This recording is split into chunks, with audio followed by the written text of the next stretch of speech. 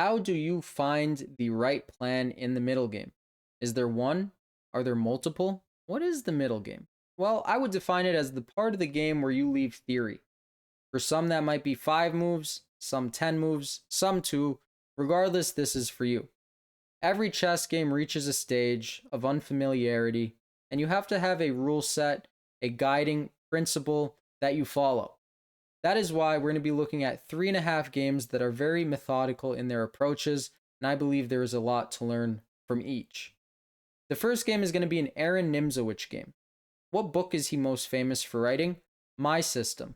What is that book? The first positional chess playbook in chess history. The reason I love it so much is because he's from the early 1900s, right? Chess is a game where it is both artistic and scientific.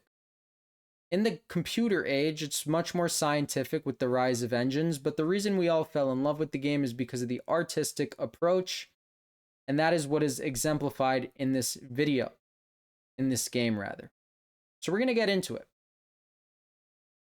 In this position, white plays the move bishop to e2. As defined by him, you should never take flank pawns when they're up for grabs in the opening. You should prioritize development. You might say there's always exceptions to the rule, but in order to learn how to break principle, first you need to learn principle. Let's get into the game. Why might bishop e2 look like a mistake to some? Bishop e2 might look like a mistake to some because of the hanging g2 pawn. This pawn is all but hanging. This is a poison pawn. What would you play here? Very good. Bishop to f3, gaining a tempo on the queen. So if you could count right now, you have 1, 2, 3 pieces developed. You have the open d file. And black has to waste yet another tempo to move the queen. He can't castle either way, and the rest of his pieces are all on the 8th rank. He moves, and yet again, white is very active. He develops. He's essentially up 4 tempi. Black plays the move e5. What would you do here? Believe it or not, if you move this knight, this position is back to equal. Even though you have this bishop tied down to b7, if you don't jump on your advantage diminishes. So what are black's weaknesses? Well, his king is in the center, and it's stuck in the center for at least a couple more moves. That is why you don't want to move the knight, because he moves the bishop, he castles. You should castle, bringing yet another piece into the attack. This is a very nice battery. And essentially, you don't even need to calculate what happens if takes the knight. You can assume it's good. Of course, you're going to calculate if he does do it, and you could calculate in advance. But if if he takes it, his king is in the center. It's not a very happy camper, and he can't castle. So you're going to punish him. And he does take. What should you take back with? The bishop or the queen? You should take back with the bishop because his king is on the e file, and you want to punish his king. If you take back with the queen, he goes bishop e7, and he castles. So we take back with the bishop. Black develops his piece, and now you go bishop to f6. Okay, a very, very beautiful move. I meant to pause. Thought he played rook e1 first. Apology. What does this move do? Well, if you ignore it, do you see the point? The point is you win the game. Queen to d8 check, knight takes, and it's kind of like the opera game. You know that famous Morphy game? This gives the same vibes. Hopefully, all these games are going to give the same vibes. Not saying they're as beautiful, but good vibes. In this position, queen takes f6, right? Greed has always been a thing. See a piece, take a piece. You guys know how life goes. Check. Check. The king cannot move, so they block the check. Did you find the mate in 5? Remember, d8 is a weak square. This bishop is pinned, and you have a battery, but you don't want the knight to take, so you remove the knight. If he takes, queen d8 is checkmate in 1. Same thing if he takes with the pawn. So he moves his king out of the pin. How do you win this? Rook to d8 check. Rook to e8 checkmate. Oh, I meant queen. Queen to d8. Rook. We're just rolling ours now. But again, this is checkmate, right? Same vibe as the opera games. Now, who's next? Well, as you can see in the top right, everybody attention to the top right, it says self-glaze. So these next 2.5 games are by yours truly. But I was reading My System, right? I'm reading it for the first time. I'm playing e5 for the first time because I feel like you can't call yourself a chess player if you don't play e5. And if you don't read My System. Because everybody talks about this book. And yeah, I highly recommend it. It's a super easy read, and it's the first positional chess book ever written. It's beautiful. Like, reading, not just chess books, like reading is so fun. Using your brain is so fun. It's so sad that people go to school and then they hate it, right? They just try to get a good grade, and then they go to college and oftentimes go for a major that they don't even care about, and then they graduate and they never use their brain again, right? They just get a job and jump on the hamster wheel, and then they want to break because it's stressful, and then they go home and sit on a couch or go out, and then they just don't learn. So ironically, you don't learn in school what you want to, and then you get out of school, you have time to learn, and people just shut down. Don't be that guy. There's nothing better than learning. I feel most alive when I learn, and it's just a very beautiful thing. So we get a Caro-Kann. Yeah, and the reason this is a little bit of a self-glaze is because no one's going to compliment you in life, right? No one's going to say good job. But when you do good stuff, you feel proud about yourself, and then you could, be a little happy. Bishop to g7, pawn to c3. All right, what is this? I have a student who actually wanted to play this, and that's the only reason I know this Caro-Kann fianchetto. I don't know any theory because I don't give it any credit, but against a fianchetto, they like that bishop, so you shut it down. Connect 4. We get knight to h6 because it can't go to f6, and we get bishop to d3, a developmental move. Now bishop to f5. Why is that a mistake? Why is that a mistake? Knight d to f3. Many people might want to go knight f3, but that drops this knight. So again, we're not going to discuss really the theory because it's anti-theoretical. He goes e6. Why does he go e6? Great motif to know against the Caro-Kann. 2 Caro-Kann videos, 1 Sicilian game. It's a common motif to want to go e6 and then take the awkward pawn back and have a beautiful knight on e6. Oh, you guys are going to see how beautiful of a knight is going to be in the next game. It's really quite spectacular. All right. Is black weak on the light squares or the dark squares? If you said light squares, you're close, but it's actually the dark squares. See, because all of his pawns are on light squares, so you got some Swiss cheese going on the dark squares. Do we have a dark squared piece? Oh, we do. Oh, bishop. A bishop can gain a tempo on a queen. All right, one move behind. A bishop can gain a tempo on a queen. Yes, it can, and yes, it does. It's defended by the knight. But you have to play. Well, I played knight e2. But we get queen b6, and now what? What is the weakness in black's position? The weakness in black's position is this knight on h6. Because it doesn't have anywhere to go except f5, and once it goes to f5, you could see it's trapped. So you got to be thinking about these things. This is not an exception to the rule, right? Not an exception to the rule. So we get queen d2, setting up a battery. Less so about guarding the pawn, although it also does that. Knight to f5, pawn to g4. You already knew preemptively this knight has nowhere to go. Now he's got to play damaging, weakening moves to his king like this. It's not about the material, it's about the structure. What do you do now? What's his weak piece? It's the bishop on g7. Can you make it weaker? Oh, you could. Is that bishop going to be the happiest guy on h8? No. But it's going to be even less happy on h6. Find the winning move here. Pawn to h4. He was weak on the light squares. It's bugging out. Don't look at the bar. It's bugging out. But he was weak on the light squares, and you won on the dark squares. Look at this pawn chain. He resigned. I kind of wish he didn't, because have you ever seen a position like this? Self-glaze. You got to do it.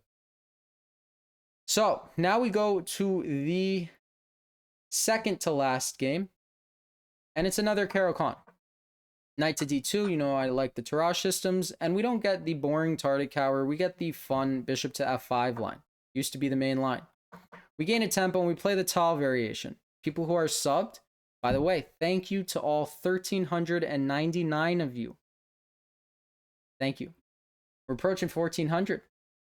Pawn to e6, knight to f4. So this is the Tal line. Tal Botvinnik World Championship match. Bishop to h7, bishop to c4. The goal is to sacrifice on e6 and prevent them from castling. But it really depends what they do. Right, as you guys know, bishop to d6 is a mistake because knight g to h5 wins the game. What else? What else? Well, if bishop e7, Don't be married to taking with the knight, right? If bishop e7, you would take with the bishop. Pawn takes, knight takes. Queen on d8 is being hit. You win the pawn on g7. That's 3 pawns for the piece. More than enough. 4 pawns. You're winning everything. You're winning the whole house. Knight to f6. The correct move. Now that h4 is not hanging, you could castle. And knight to d5. So we're leaving theory on about move 9, move 10. And funny enough, I never looked at knight d5 and I never got knight d5, except when I made the Caro-Kann repertoire video, someone was like, what do you do if they go knight to d5? And so I remember looking at it and I remember commenting back. This is what's going through my head. I was like, oh, there was a YouTube video, knight to d5. I remember saying queen to g4, queen to g4. I remember it was the move I liked best. Okay, knight d7. Now again, we're out of theory. But look, it's kind of the same as the other game. Bishop takes d5. You want to rip open the king. Of course, he's not going to allow that, but who cares? It's not up to him. Knight takes d5. This is awesome. Right, if pawn takes, there. And luckily, like in the last game, greed runs everything. We get pawn takes, rook to e1. And yeah, this is awesome. This is awesome. Queen takes g7.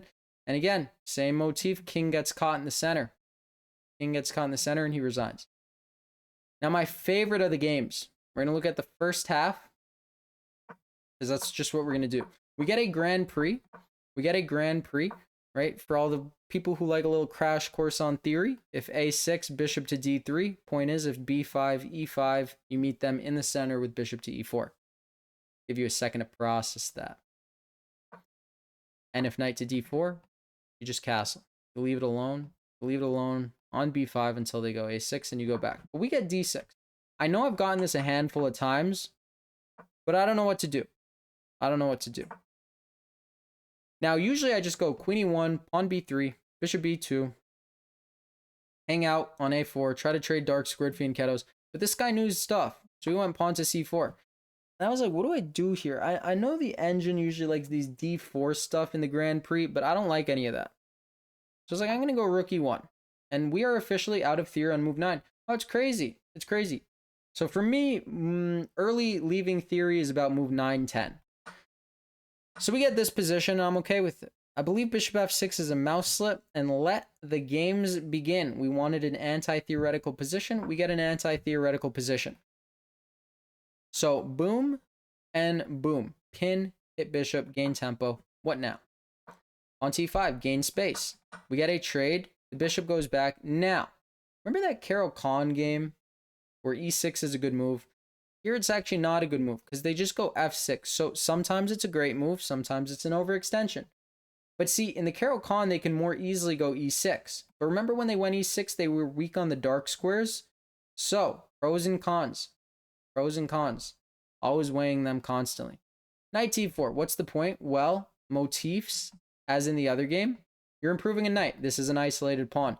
How do you use knights against isolated pawns? You blockade them. You put a knight in front. They're not so happy because they're frozen. If this pawn is frozen, this bishop is garbage. Trash. Basura. Knight to h6. Comment to the last one. Wow, after this video, I'm going to have a large glass of water. Knight to c5. So amazingly enough, knight to f6 was a very nice move. Very nice move. I don't know why I didn't play it. But we played this. Queen to c7. Pawn to e6. Now it's a good move. Why is it a good move now? Okay, of course, if take, that's a fork, right? And he doesn't have a switch of check because then bishop to e3 defended by the rook. So he has to go f6. We got bishop to c4, a little bit of a shimmy, but then knight to d7 was the goal. Look at this. This guy cannot castle. Have you ever been in these positions where you can't castle? Usually it's with a bishop. Very rarely is it like this, but I was quite happy about this because it's not fun to play like this for the opponent. Bishop to f4, another tempo. Knight to d6, he blocks it. Now what? Now what? What's his weakness? His weakness is c6. You can target that by d4. He goes a6. Maybe he was planning to castle queenside. It's the only thing I could think of. It's the only thing I could think of. Look at this bishop. Building up on the weakness. This game is so methodical. Highly recommend you read my system because it's so easy to understand. And I read it and I'm getting games like this and I'm like, you know, you would think it's too easy of a book to read, but then, you know, every chess game leaves theory. Look at this. Cool, calm, collected. You have a discover check. No need to use it.